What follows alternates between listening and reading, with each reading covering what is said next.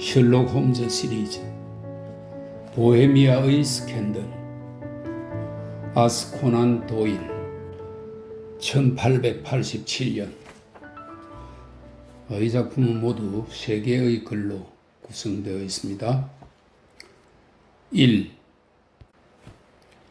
셜록 홈즈에게 그 여자는 언제나 그 여성이었다. 그 밖에 다른 표현으로 부르는 것을 들은 적이 없다. 홈즈의 눈에 그 여자는 다른 동성의 광채를 모조리 빼앗아 압도하는 것이다. 그렇다고 그가 아이린 애들러에게 사랑에 가까운 감정을 품고 있는 것은 아니다. 모든 감정, 그 중에서도 특히 사랑이라는 감정은 냉정하고 예리하고 놀랄 만큼 균형 잡힌 홈즈의 정신에는 번거롭기만 하다. 그는 이 세상에서 일찍이 존재한 적이 없으리만큼 완전한 추리와 관찰의 기계다. 따라서 사랑을 하는 남자가 되었다는 것은 틀려도 보통 틀린 것이 아니다.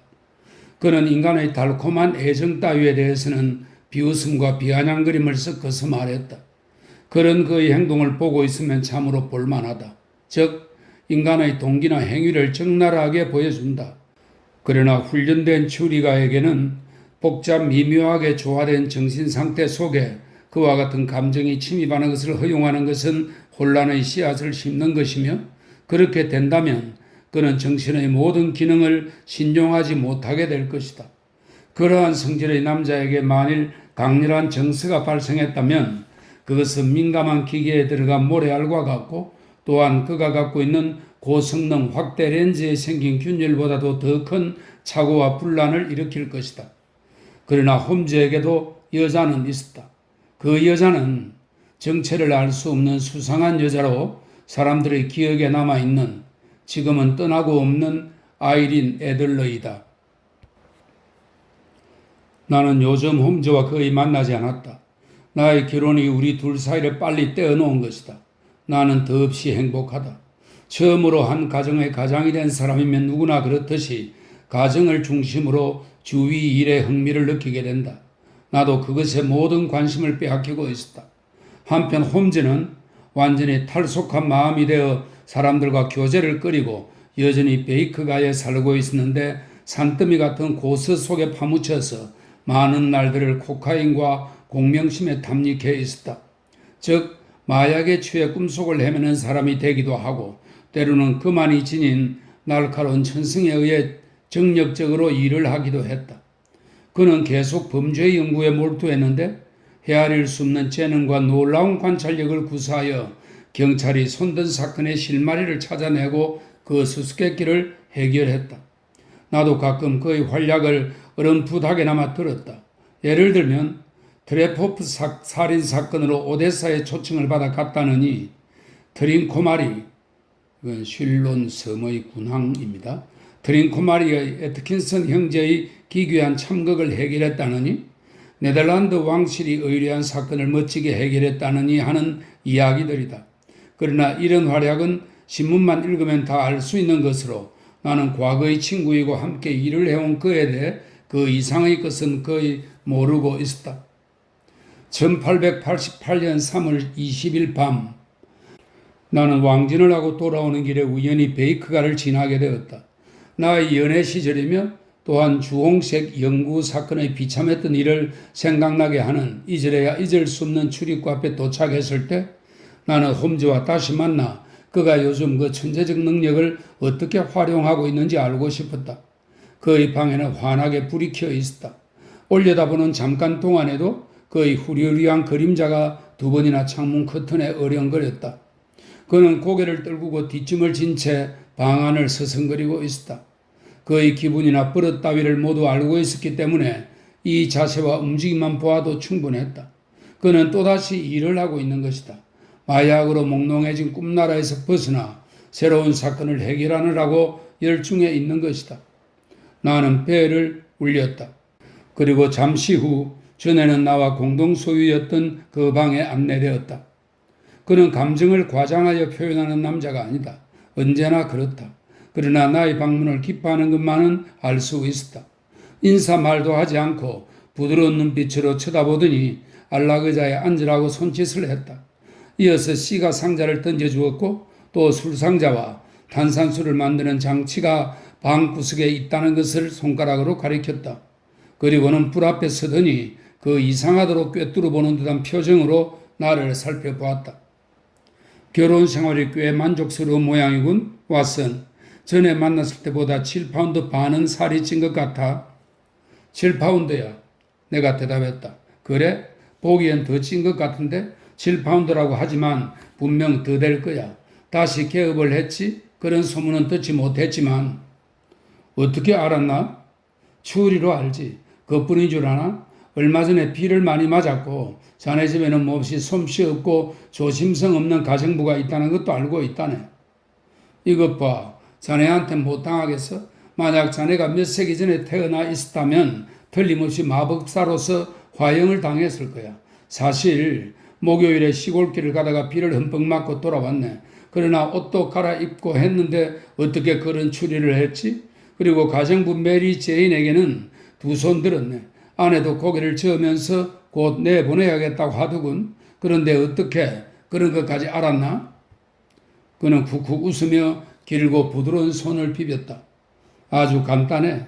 자네의 왼쪽 구두 안쪽에 난로불이 비치는 부분에 나란히 난 상처가 6개 보이네. 이건 분명히 구두 바닥의 가장자리에 달라붙은 흙을 거칠게 끌고 내려다 생긴 거야. 이것으로 두 개의 추리가 가능하지. 하나는 자네는 날씨가 나쁜 날에 외출했다. 다른 하나는 자네 집 가정부는 구두에 흠을 내는 아주 조심성 없는 런던 토박이의 대표적 표본이다.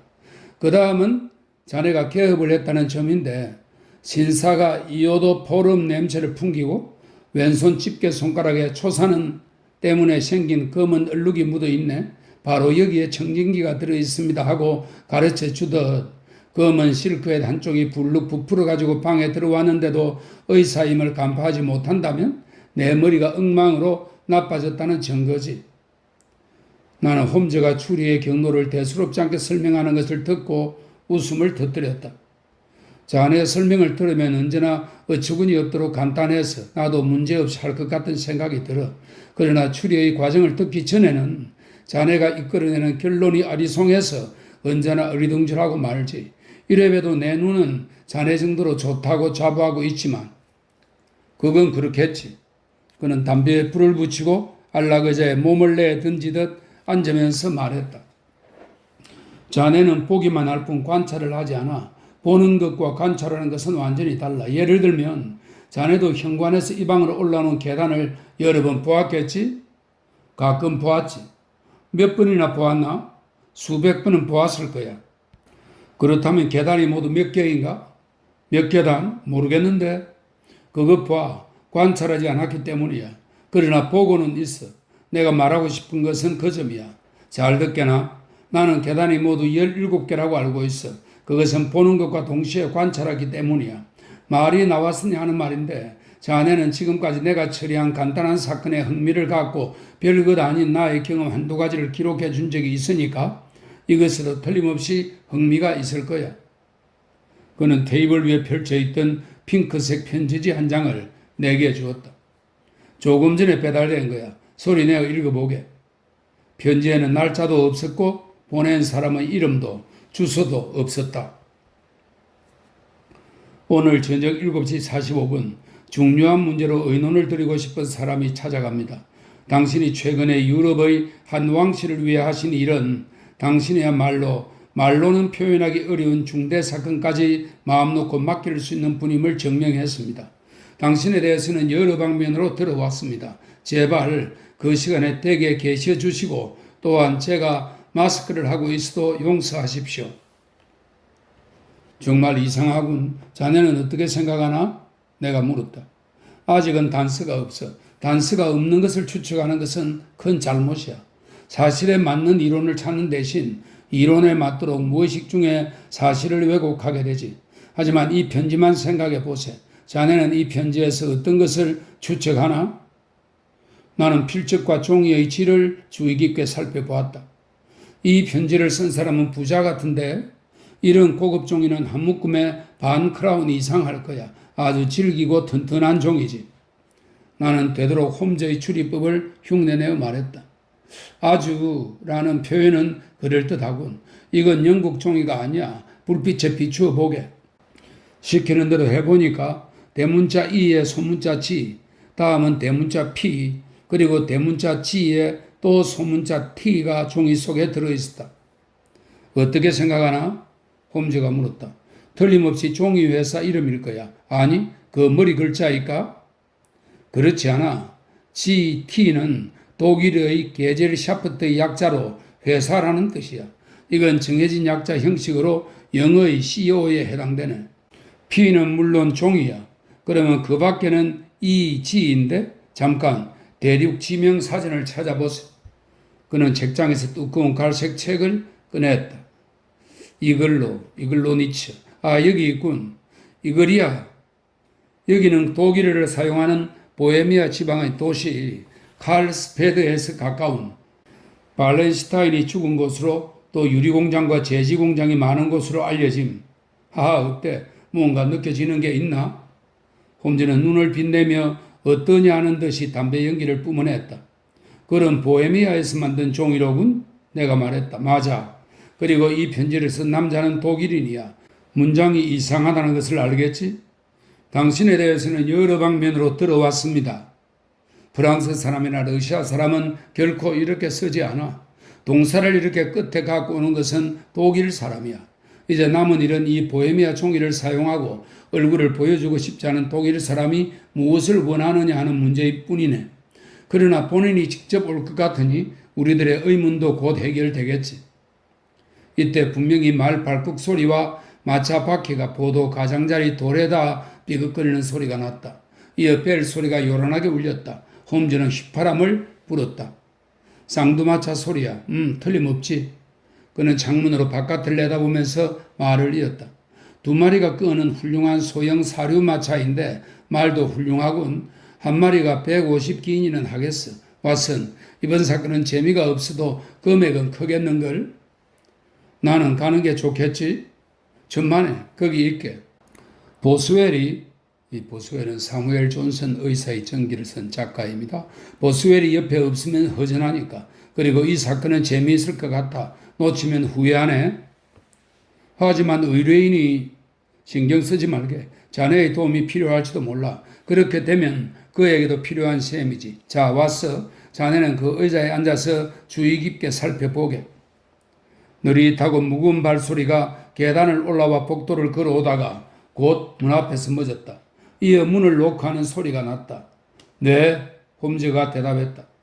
들어온 사람은 키가 6피트 6인치는 넘을 것 같은 헬라크레스 같은 건장한 남자였다.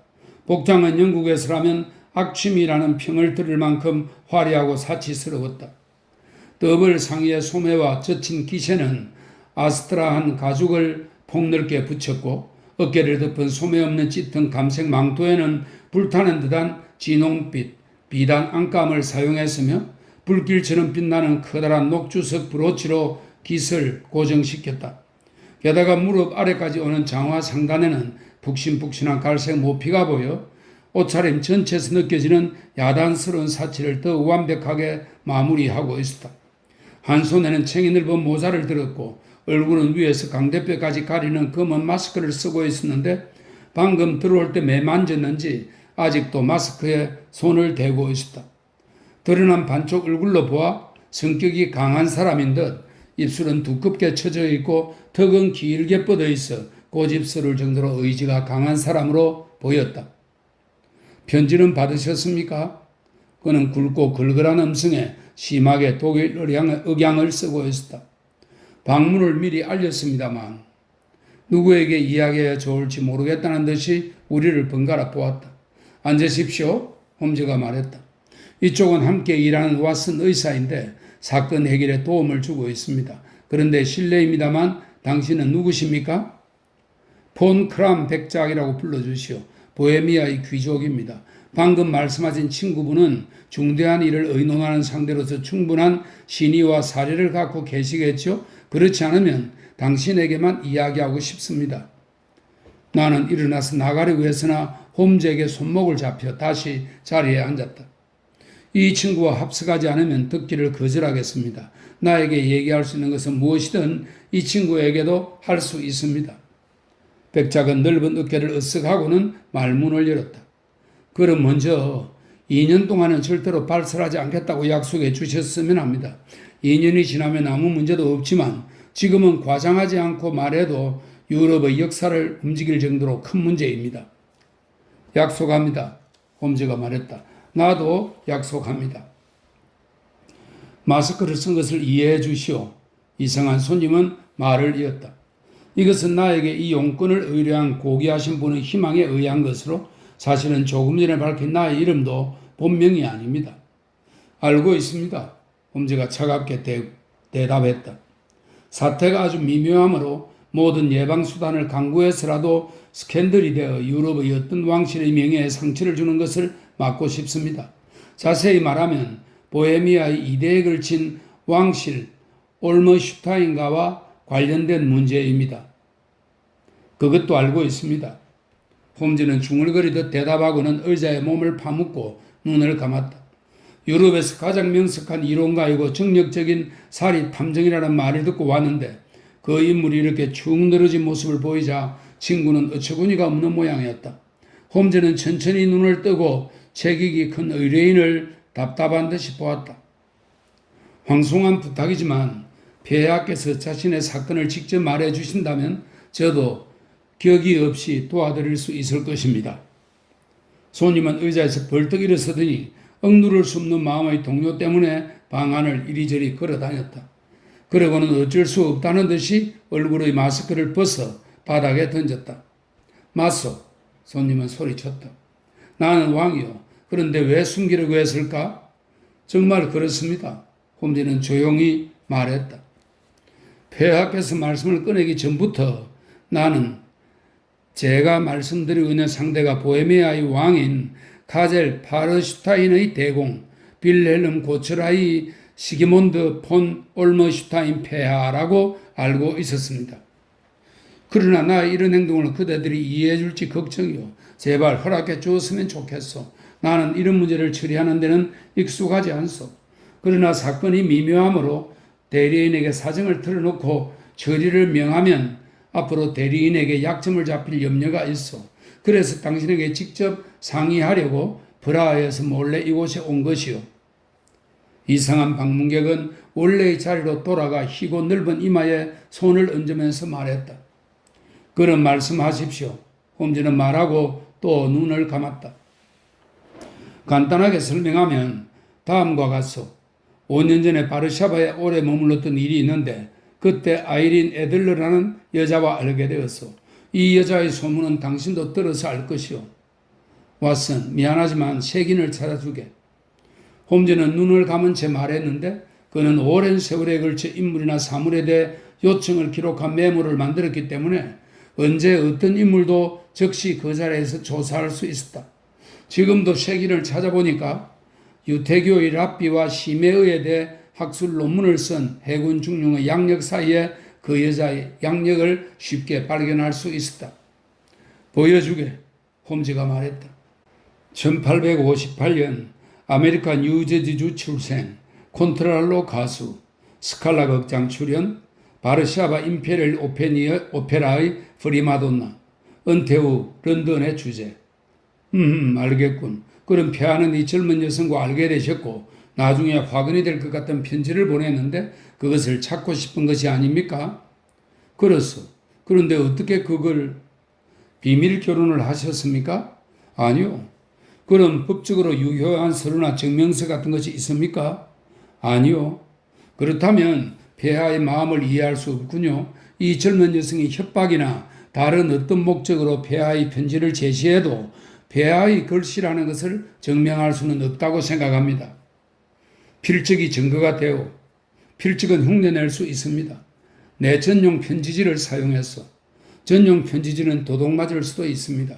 나의 봉인을 찍었어. 그것도 위조가 가능합니다. 사진을 갖고 있어.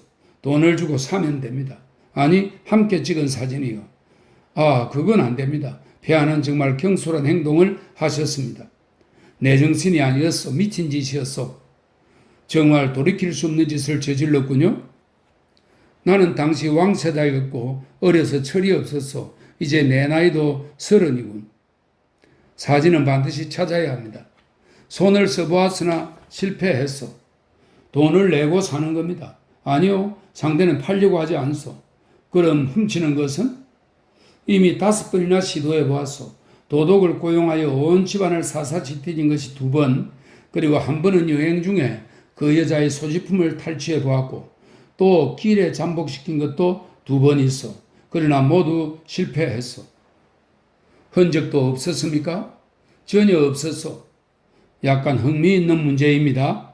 홈즈가 웃으며 말했다. 그러나 본인이 나는 매우 심각하오. 보헤미아 왕은 홈즈의 말이 언짢은 듯 반박했다. 그렇군요. 그런데 여자는 사진을 가지고 무엇을 할 계획입니까? 나를 파멸시킬 속셈이요. 어떤 방법으로? 나는 머지않아 결혼하오. 알고 있습니다. 상대는 스칸디나비아 국왕의 둘째 딸 크로틸드 오스만 폰 삭세 메니켄 공주요. 그 왕실의 가풍이 엄하다는 것은 그대도 알고 있을 것이요. 공주도 보통 사람과는 다르게 마음이 아주 예민하여 만일 나의 품행에 오점이 있다면 이 혼담은 깨지고 마오. 그럼 아이린 애들러의 계획은? 그쪽 왕실의 사진을 보내겠다고 협박하고 있어. 그 정도의 일은 하고도 남는 여자요. 당신은 모르겠지만 그 여자는 강철 같은 정신을 갖고 있어. 얼굴은 여자 중에서 가장 아름답지만 마음은 어떤 억센 남자에게도 뒤지지 않을 정도로 강하오. 내가 다른 여자와 결혼하는 것을 방해하기 위해서라면 수단과 방법을 가리지 않을 것이오. 정말 그렇소. 아직 사진을 보내지 않은 것은 사실입니까? 확실하오. 어떻게 알죠? 약혼을 발표하는 날 보내겠다고 말했어. 발표는 오늘 월요일에 있을 것이오. 아, 그럼 사흘 동안 여유가 있군요. 홈즈는 하품을 하고는 계속해서 말했다. 저도 즉시 조사해야 할 중요한 문제가 한두 가지 있는데 천만다행입니다. 폐하는 런던에 당분간 머물러 계시겠죠? 그럴 생각이요. 크림 백작이란 이름으로 랭햄 호텔에 묵고 있어. 그럼 일의 진행 상황을 편지로 보고드리죠. 꼭 그렇게 해주시오. 걱정이 되어 견딜 수 없소. 비용은 백지 수표를 맡기겠소. 정말입니까? 그 사진을 찾기 위해서라면 왕국의 일부를 주어도 좋다고 생각하오. 그럼 당장 쓸 비용은? 왕은 망토 속에서 묵직한 세무 가죽 주머니를 꺼내어 테이블 위에 놓았다. 여기에 금화 300파운드와 지폐 700파운드가 있어. 홈즈는 수첩 종이에 영수증을 써서 왕에게 주었다. 여자의 주소는 알고 계십니까? 세인트 존스 우드의 스펜타인 에비뉴에 있는 브라이오니 로지. 홈즈는 그대로 받았었다. 또 한 가지, 사진은 캐비넷판입니까? 그렇소. 폐하, 이제 돌아가십시오. 곧 좋은 소식을 보낼 수 있으리라 생각합니다. 보헤미아 왕의 마차 소리가 길 저쪽으로 떨어지는 소리를 들으면서 홈즈가 덧붙였다. 왓슨, 내일 3시에 이곳으로 와주면 고맙겠네. 이 문제에 대해 자네와 의논하고 싶네. 2. 이튿날 나는 정각 3시에 베이커가를 방문했으나 홈즈는 아직 돌아오지 않았다. 집주인 허드슨 부인에게 물으니까 아침 8시에 나가서 지금까지 돌아오지 않았다는 것이다. 홈즈가 아무리 늦게 돌아와도 끝까지 기다릴 생각으로 난로 곁에 앉았다.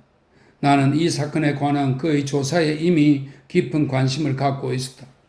왜냐하면 이번 사건은 다른 기회에 내가 발표한 2 사건처럼 음산하고 기괴하지는 않지만 이야기 자체가 재미있고 또 의뢰인의 신분이 높은 점으로도 이색적이었기 때문이다. 게다가 이번에 홈즈가 손을 댄 이 사건은 흥미를 끄는 요소가 있을 뿐 아니라 곧바로 그가 사건의 정체를 정확하게 파악해서 예리하고 시원스럽게 추리해 나가는 것을 보면 그의 탐구 방법을 배울 수 있었다. 또한 나는 홈즈가 재빠르고 교묘한 방식으로 문제의 핵심인 수수께끼를 풀어나가는 것을 쫓아가고 싶어 견딜 수 없었다. 언제나 홈즈가 성공하는 경우만 보아왔기 때문에 그도 언젠가 실패할지도 모른다고는 도무지 상상하지 못했던 것이다. 4시가 가까이 되자 문이 열리더니 어떤 마부가 술 취한 걸음으로 들어왔다. 머리는 흥크러지고 턱수염을 기는 붉은 얼굴은 술 기분으로 더욱 붉었고 복장은 아주 지저분했다. 지금까지 나는 홈즈가 아무리 교묘하게 변장을 해도 거기에는 익숙해 있다고 믿어왔는데 이 마부가 홈즈인 것을 알기까지는 3번이나 자세히 확인해야 했다. 그도 고개를 끄덕이고는 침실로 들어가는데 5분쯤 지나자 연희 때처럼 더위드 신사복을 입고 말끔한 모습이 되어 나타났다. 두 손을 주머니에 넣고 불 앞에 두 다리를 뻗고 앉더니 잠시 실컷 웃었다. 아, 정말. 홈즈는 숨을 가다듬느라고 허헉거리다가 다시 낄낄거리고 웃더니 마침내 의자 위에 푹 쓰러졌다. 왜 그래? 너무 재미있어서 웃음을 참을 수 없군. 내가 오전에 무엇을 하고 왔는지 자네는 상상도 못할 거야. 특히 마지막에 무엇을 했을 것 같나?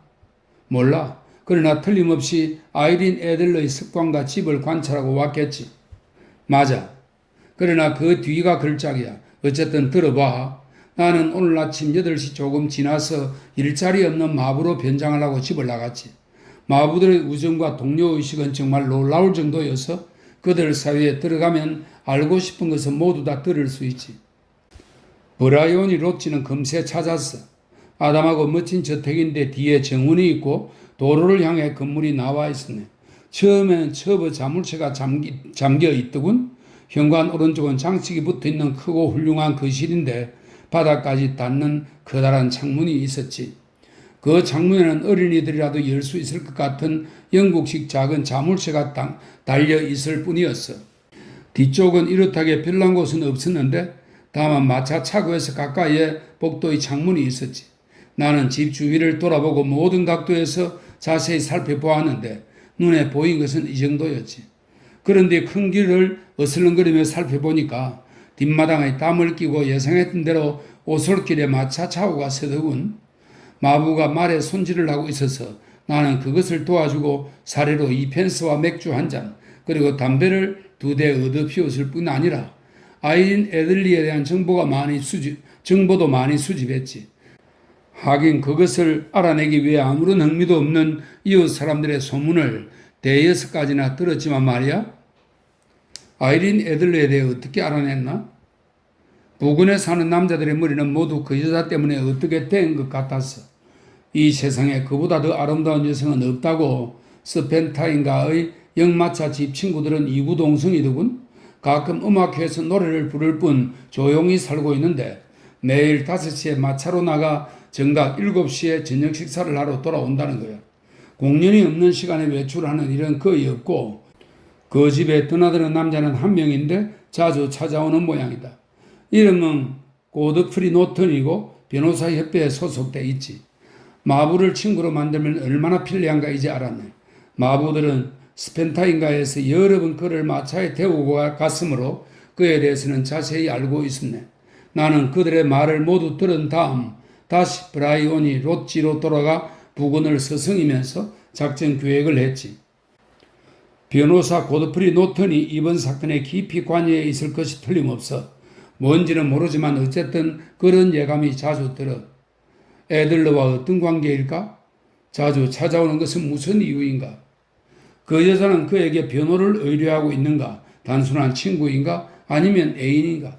만일 그 여자의 변호사라면 그 여자는 그 사건을 그에게 맡겨놓았을 가능성이 있지. 친구거나 애인이라 해도 그럴 가능성은 배제할 수 없어.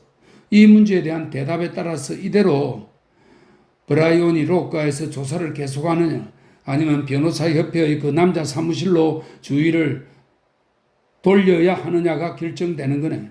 이것은 미묘한 문제라서 그 때문에 조사 범위도 동시에 넓어진 셈이지.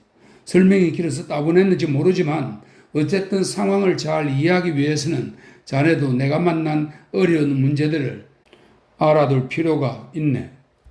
아니야? 조금도 따분하지 않았어. 내가 말했다.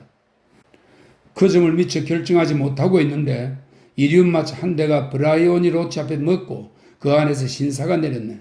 검은 피부에 매부리코, 콧수염, 상당히 멋쟁이였는데 말할 것도 없이 그 남자일 거네. 몹시 서두르는 듯 마부에게 기다리라고 소리치고는 문을 연 하늘을 떠밀다시피 하고 안으로 뛰어들어갔지. 그의 태도로 봐서 그는 이미 그 집을 잘 알고 있는 것 같았어. 그가 집안에 머무른 시간은 30분 정도였는데 그 실을 걸어다니면서 손을 흔들고 열심히 이야기하는 모습이 가끔 창문으로 보이더군. 어디에 앉아있는지 여자는 보이지 않았어. 얼마 후 남자는 들어올 때보다 더 허둥거리며 밖으로 나섰네. 마차에 타면서 주머니에서 금시계를 꺼내 들여다보더군. 전 속력으로 달리게 하고 그는 외쳤지. 또 도중에 리겐트가의 그로스 앤 행키 상점에 들렸고 다시 지베이가의 센트 모니카 성당으로 가게. 20분 안으로 갈 수 있으면 반기니 주지 라고 덧붙였어. 그리고 마차는 떠났네. 그때 마차를 쫓아가야 할지 말아야 할지 망설이고 있는데 옆 골목에서 멋진 사료 마차가 나왔네. 보니까 마부는 옷 단추는 반밖에 채우지 않았고 넥타이도 귀 밑쪽으로 쏠려 있으며 마구의 끈도 쇄골에 변변히 걸려 있지도 않았어. 이 마차가 현관 앞에 먹기가 무섭게 여자가 집에서 나와 급히 올라탔어. 그때 그 여자를 언뜻 보았지. 확실히 남자가 목숨을 걸 정도로 아름답더군. 여자는 존, 센트모니카 성당으로 가요. 20분 안에 가면 반 소블린 주겠어. 라고 말했어. 왓슨, 이렇게 좋은 기회는 다시는 없을 걸세. 다른 마차를 불러 따라갈까 아니면 사륜 마차 뒤에 매달려서 갈까 망설이는데 때마침 마차가 한 대 왔어. 마부는 나의 허술한 모습을 보고 망설이는 눈치였지만 나는 그가 거절하기 전에 올라탔지. 그러고는 센트모니카 성당까지 갑시다. 20분 안에 가면 반 소벌린 들이죠? 하고 소리쳤지. 그때가 12시 25분 전이었어. 그곳에서 어떤 일이 일어나고 있는지는 물론 짐작하고 있었네. 마부는 속력을 내어 달렸어. 그렇게 빠른 마차를 탄 것은 처음이었지만 그래도 앞서간 두 마차를 따라붙지는 못했어. 내가 도착했을 때는 이륜마차와 사륜마차가 성당 현관 앞에 서 있었고 말의 몸에서는 김이 나고 있었어. 나는 마부에게 돈을 주고 급히 성당으로 걸어갔지. 성당 안에는 그 두 사람과 하얀 제복을 입은 신부뿐이었는데 신부는 두 사람에게 무언가 말하고 있는 것 같았어. 나는 성당에 놀러 들어간 한가로운 사람인 척 옆의 복도를 어슬렁거렸지. 그러자 놀랍게도 제단 앞에 세 사람이 일제히 나를 돌아보았고 고드프리 노턴이 아주 빠른 걸음으로 나에게 오는 게 아닌가. 다행이군. 그가 소리쳤어. 당신이라도 좋아. 자, 이리 와 빨리. 네? 뭐라고요? 나는 영문을 모르니까 이렇게 물을 수밖에. 자, 3분이면 충분해. 당신이 없으면 법적 절차가 이루어지지 않네. 나는 그에 끌려가다시피 해서 제단 위까지 갔어. 나는 거기서 그들이 일러주는 말을 여러 번 낮게 중얼거리기도 하고 나와 전혀 상관없는 것을 서약하기도 했는데 즉 에이린 애들러와 고드프리 노턴의 결혼을 합법적으로 도와주는 것이었어. 식은 곧 끝났지. 신랑과 신부는 나에게 감사의 말을 했고 신부는 정면에서 싱글싱글 웃으며 나를 보고 있었네. 이렇게 우스운 일을 겪어보기는 정말 처음이야. 그래서 아까 그 생각을 하고 웃은 거야. 결혼 허가증에 뭔가 불만스러운 점이 있어서 어떤 형식이든 정인이 없으면 식을 올릴 수 없다고 신부가 거절했던 모양이야. 그때 다행히 내가 나타나서 노트는 자기 들러리를 찾으러 큰 길까지 달려나가지 않아도 된 것일세. 신부가 소불린 금호 한 개를 사례로 주었으니 나는 이 사건을 기념하기 위해 그걸 시계줄에 꽤 달고 다닐 생각이야. 이야기가 이상하게 진행되는군. 그래서 어떻게 되었나? 나는 우리 교역이 중대한 위기에 직면해 있다는 것을 깨달았지. 신혼부부는 즉시 여행을 떠날지도 모르므로 급히 적당한 수단을 써야 한다고 생각했어.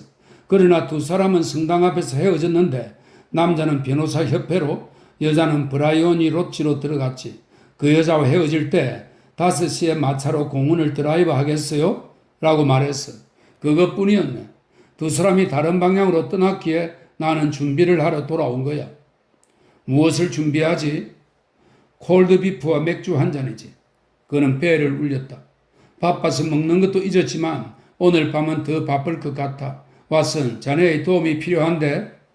좋고 말고. 법에 저촉되는 일도 상관없어. 체포될지도 몰라. 목적이 좋다면 괜찮아. 그 점은 조금도 염려 마라. 그렇다면 더 이상 할 말 없지. 그래, 나도 틀림없이 도와줄 거라고 믿었네. 그런데 뭘 도와달라는 건가?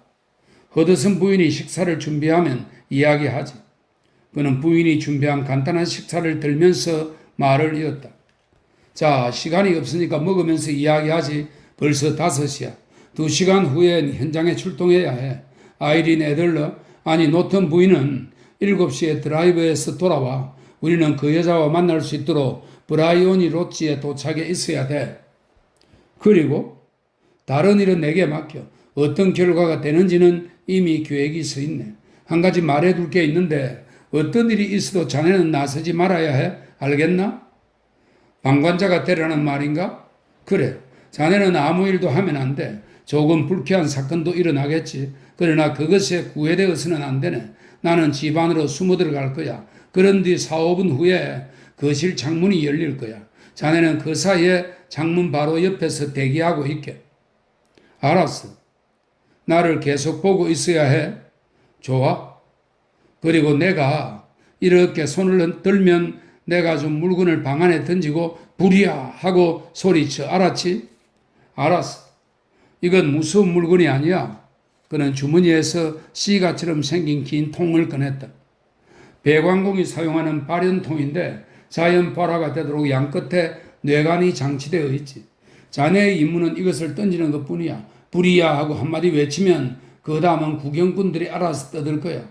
자네는 곧 큰 길 끝까지 가서 기다리면 10분 후에 내가 그곳으로 가겠네. 이만큼 설명했으니 다 알았겠지? 처음에는 방관자가 되고 그 다음에는 창가에 가서 자네를 지켜본다. 자네가 신호를 하면 이 물건을 안으로 던지고 불이야 하고 소리친 다음 길 모퉁이에서 자네를 기다린다. 이렇게 되는 것 아닌가? 맞아. 그럼 안심하고 맡기게. 정말 훌륭해. 시간이 없으니 이제부터 할 일을 준비해야지. 그는 침실에 들어갔는데 5분도 지나지 않아서 상냥하고 마음씨 좋은 독립성당파의 신부가 되어 나타났다. 폭이 넓은 검은 모자에 더부룩한 바지, 하얀 넥타이, 거기다 친절한 미소를 띠고 온화한 눈빛으로 다정하게 사람을 보는 전체의 느낌. 그것은 명배우 존 헤어가 아니고는 흉내낼 수도 없을 것이다. 홈즈는 의상 하나만 바꾸는 것이 아니었다. 새로운 역할에 맞추어서 표정, 태도는 물론 마음까지 달라 보이게 했다. 그가 범죄 연구가가 되었기 때문에 과학계는 명석한 이론가를 잃었고 연극계 역시 훌륭한 배우를 얻지 못했다는 느낌이었다. 우리가 베이크가를 나선 것은 6시 15분이 지나서였는데 예정 시간보다 10분 일찍 스펜타인가에 도착했다. 주인은 이미 땅거미가 내려서 브라이오니 로지 앞을 어슬렁거리면서 여주인이 돌아오기를 기다리고 있으려니까 불이 켜지기 시작했다. 브라이오니 로지는 홈즈의 간단한 설명을 듣고 내가 상상한 그대로였는데 주인은 생각만큼 한적하지는 않았다. 아니, 한적한 지역의 좁은 길 치고는 이상하도록 활기에 넘쳐 있었다. 거리 모퉁이에서는 남루하게 옷을 입은 남자 몇 명이 담배를 피우면서 얘기를 하고 있었고 가위를 가는 사람들은 숫돌을 돌리고 두 건의병은 아이 보는 여자를 희롱하고 있었다. 또 시가를 입에 물고 큰 길을 서성거리는 말쑥한 차림의 젊은이들도 있었다. 이봐, 두 사람이 집 앞을 어슬렁대고 있는데 홈즈가 말을 걸어왔다. 이 결혼 덕분에 시간이 오히려 간단해졌지. 그 사진이 두 날을 가진 칼이 되었어. 우리의 의뢰인이 공주에게 그 사진을 보이고 싶지 않듯이 이 여자도 고드프리 노턴에게 그 사진을 보이고 싶지 않을 것이 분명해. 그런데 문제는 어디에 사진을 감추어 놓았느냐거든? 대체 어디일까? 설마 갖고 다니지는 않겠지. 캐비닛 사이즈라고 하니까 너무 커서 옷에는 감추지 못할 거야. 이미 2번씩이나 당했으니까 왕이 사람을 숨겨 놓았다가 몸을 수색할지도 모른다는 것쯤은 그 여자도 알고 있어. 따라서 갖고 다니지 않는다고 생각해도 좋아. 그럼 어디에? 은행이나 변호사가 아닐까? 두 가지 모두 가능성은 있어. 그러나 나는 그 어느 쪽도 아닌 것 같다. 여자는 선천적으로 비밀주의라서 자기 손으로 감추는 것을 좋아해. 남에게 맡기지 않았을 거야. 그 여자가 갖고 있다면 일단 안심은 되지만 만일 은행이나 변호사 수중에 있다면 뒤로 손을 쓰거나 정치적 압력을 가해야 할지도 몰라. 그러나 잊어서는 안 될 것은 그 여자는 2, 3일 안으로 그것을 이용할 속셈으로 있어. 그러니 사진은 필요할 때 즉시 꺼낼 수 있는 장소에 있겠지. 틀림없이 집안에 두었을 거야. 하지만 도둑을 가장해 이미 2번이나 집안을 수색했어. 그 변변치 않은 친구들의 수색? 그럼 자네는 어떻게 찾으려는가? 찾지는 않겠네. 그럼 어떤 방법으로? 그 여자 스스로 장소를 밝히게 하는 거지. 밝힐 리가 없지. 밝히지 않을 수 없을걸? 마차 소리가 들리는군. 그 여자의 마차야. 자, 아까 내가 한 말은 잊지 말고 꼭 그대로 전해주게. 그의 말대로 큰 길 모퉁이를 돌아오는 마차의 불빛이 보였다. 예쁜 소형 사륜 마차는 브라이오니 로치 입구에서 멎었다. 마차가 멎자 길 모퉁이에 있던 뿌랑지 하나가 동전을 얻으려고 달려가 문을 열려고 했다. 그러나 같은 목적으로 달려온 다른 불황자한테 떠밀렸다. 곧 치열한 싸움이 벌어졌는데 건의병 두 사람이 한쪽 편을 들자 이번에는 가위를 가는 사람이 반대쪽을 편들었으므로 소란은 더욱 커졌다. 욕설이 오가고 주먹질이 일어났다. 마차에서 내린 여자는 주먹과 지팡이를 사납게 휘두르는 남자들의 치열한 싸움에 휘말리고 말았다. 홈즈는 그 여자를 보호하려고 난투 속으로 뛰어갔다. 그러나 옆에까지 달려간 순간 비명을 지르더니 얼굴에 피를 흘리며 쓰러졌다. 두 건의병은 그것을 보고 어딘가로 사라졌고 불황자들도 반대 방향으로 도망갔다. 그러나 지금까지 싸움에 끼어들지 않고 구경만 하던 말쑥한 차림의 청년들이 우르르 달려와 부인을 구하고 부상자의 상처를 돌보기 시작했다. 아이린 애들러는 서둘러 돌계단에 올라갔다. 그러나 맨 위 계단에서 현관 불빛에 그 아름다운 모습을 보이면서 서더니 조금 전에 그 난장판을 돌아보았다. 그분은 많이 다쳤나요? 여자가 물었다. 죽었습니다. 몇 사람의 목소리가 대답했다. 아니야, 아직 숨은 붙어 있어. 다른 남자가 소리쳤다. 그러나 병원까지 갈 여유는 없을 것 같아? 용감한 남자였어요. 여자가 말했다.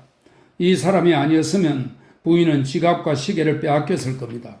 놈들은 강도였어요. 큰일 날 뻔했어요. 숨을 쉬고 있어. 이 상태로 길바닥에 놓을 수가 없네요. 부인, 댁으로 옮기면 안 될까요? 좋아요. 거실로 오세요. 소파가 있으니까요. 자, 이리로. 홈즈가 소란 속에서 천천히 브라이오니 로치로 운반되어 거실에 눕혀지는 것을 나는 창가의 정해진 장소에서 계속 지켜보았다.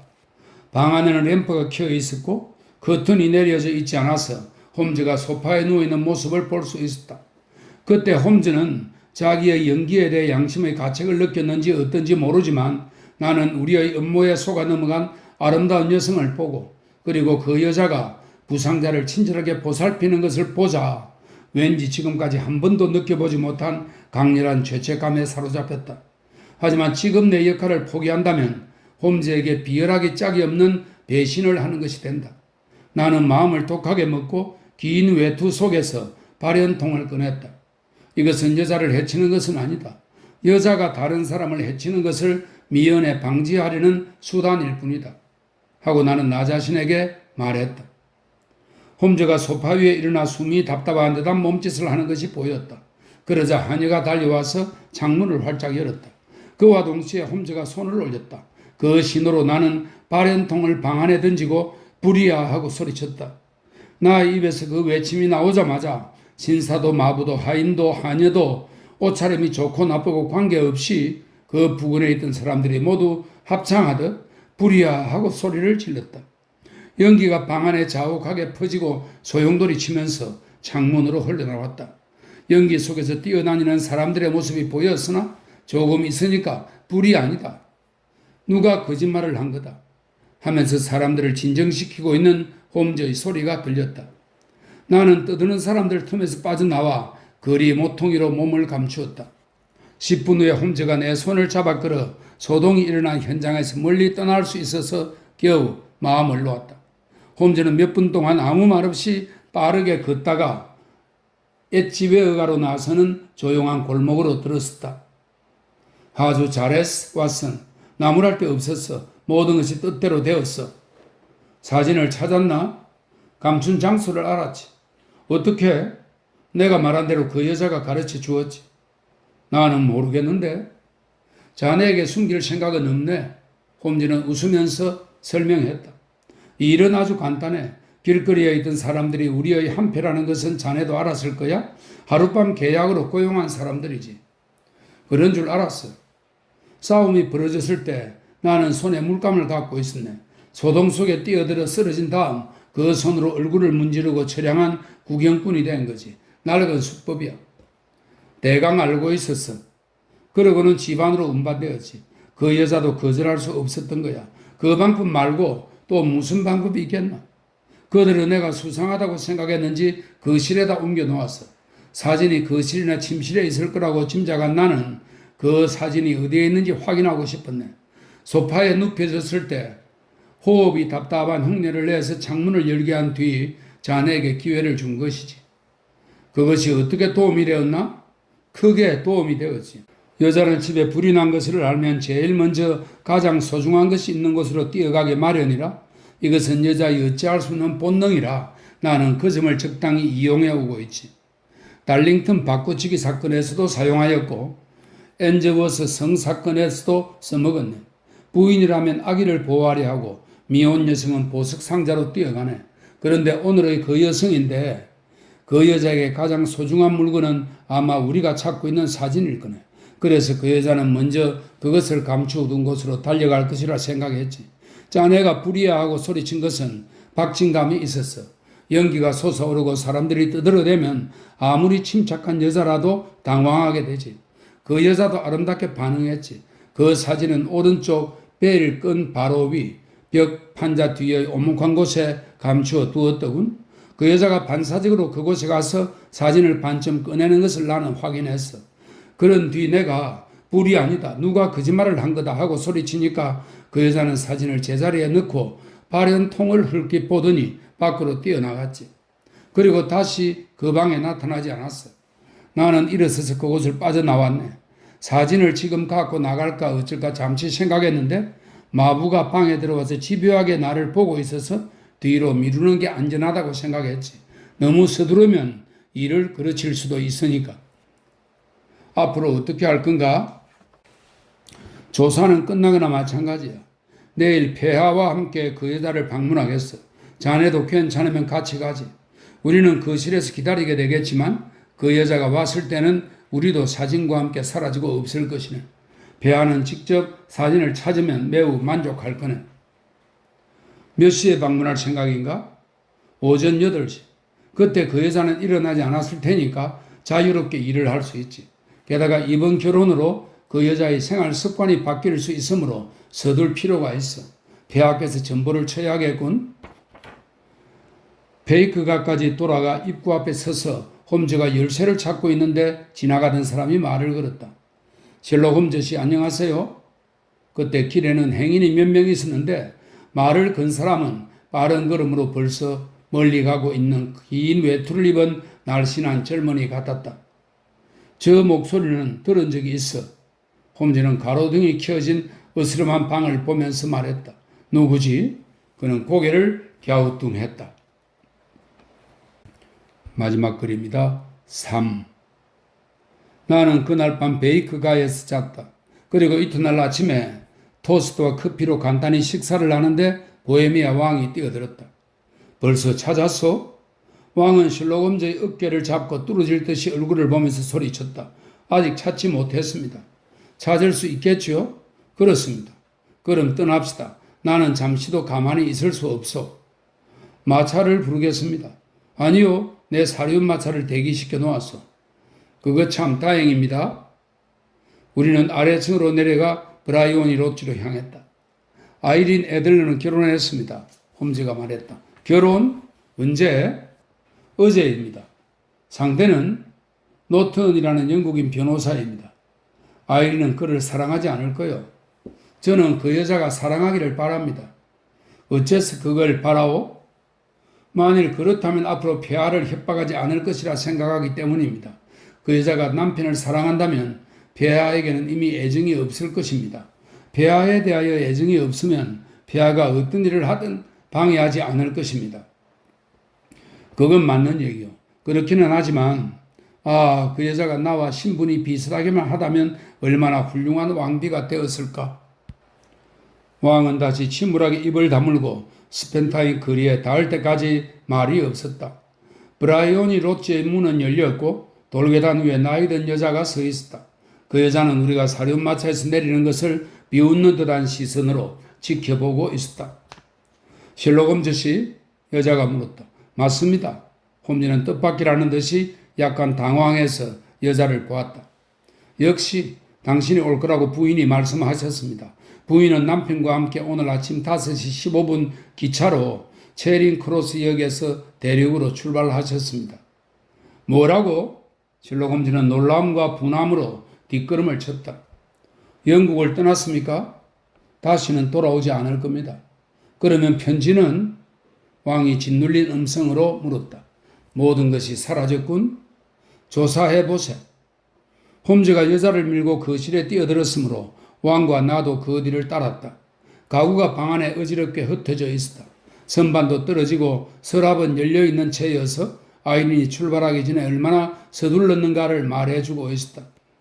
홈즈는 벨이 끈이 있는 곳으로 달려가 작은 미닫이를 열고 손을 넣더니 사진 한 장과 편지를 꺼냈다. 사진은 야외복 차림의 아이린 애들러를 찍은 것이고 편지 봉투에는 셜록 홈즈 씨가 방문하셨을 때 읽으시도록 이라고 써 있었다.